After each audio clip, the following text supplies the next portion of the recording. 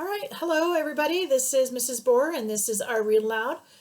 We are reading My Father's Dragon, and this is by Ruth Stiles Gannett, illustrated by Ruth Chrisman Gannett. And this is Chapter 8, My Father Meets a Gorilla.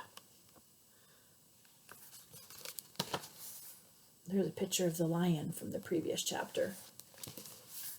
My Father Meets a Gorilla.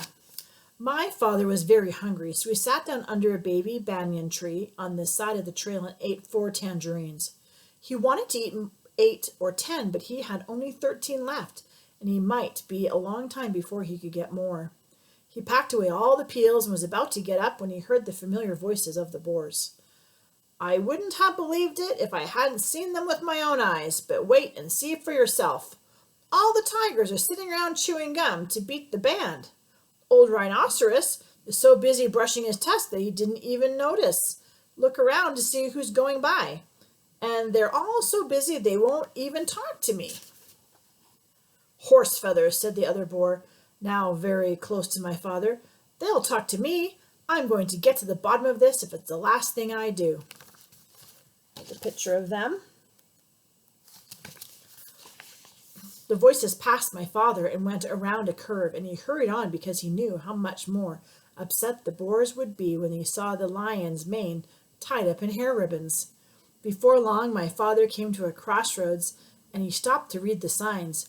Straight ahead, an arrow pointed to the beginning of the river. To the left, the ocean rocks, and to the right, to the Dragon Ferry. My father was reading all these signs when he heard paw steps and ducked behind the signpost. A beautiful lioness paraded past and turned down towards the clearing, although she could have seen my father if she had bothered to glance at the post.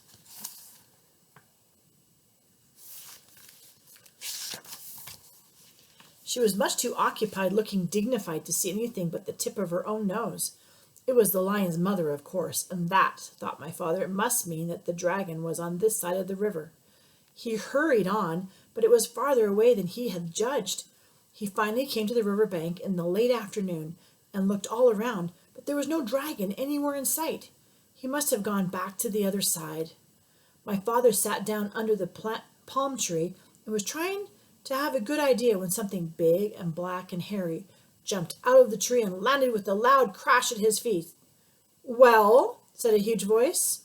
Well, what? Said my father, for which he was very sorry when he looked up and discovered he was talking to an enormous and very fierce gorilla.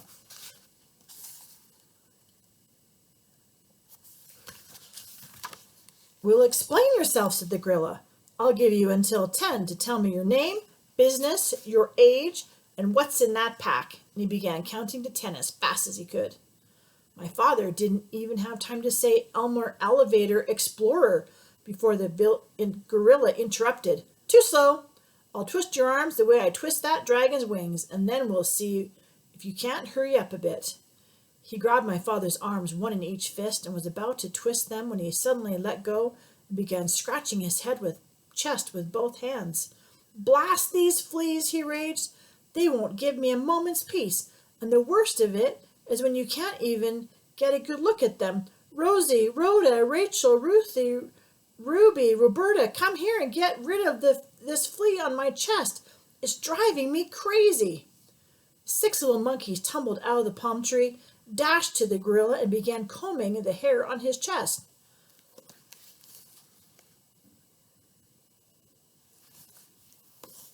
Well, said the gorilla, it's still there. We're looking, said the 6 little monkeys, but they're awfully hard to see, you know. I know, said the gorilla, but hurry. I've got work to do, and he winked at my father. Oh, gorilla, said my father, in my knapsack I have 6 magnifying glasses. They'd be just the thing for hunting fleas. My father unpacked them and gave one to Rosie, one to Rhoda, and to Rachel, and one to Ruthie, one to Ruby, and one to Roberta.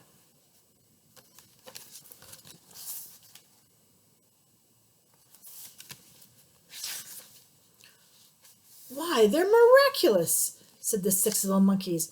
It's easy to see the fleas now. There are hundreds of them. And they went on hunting frantically. A moment later, Many more monkeys appeared out of a nearby clump of mangroves and began crowding around to get a good look at the fleas through the magnifying glasses.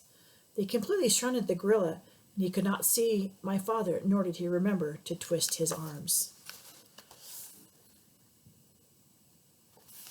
And that is the end of chapter 8.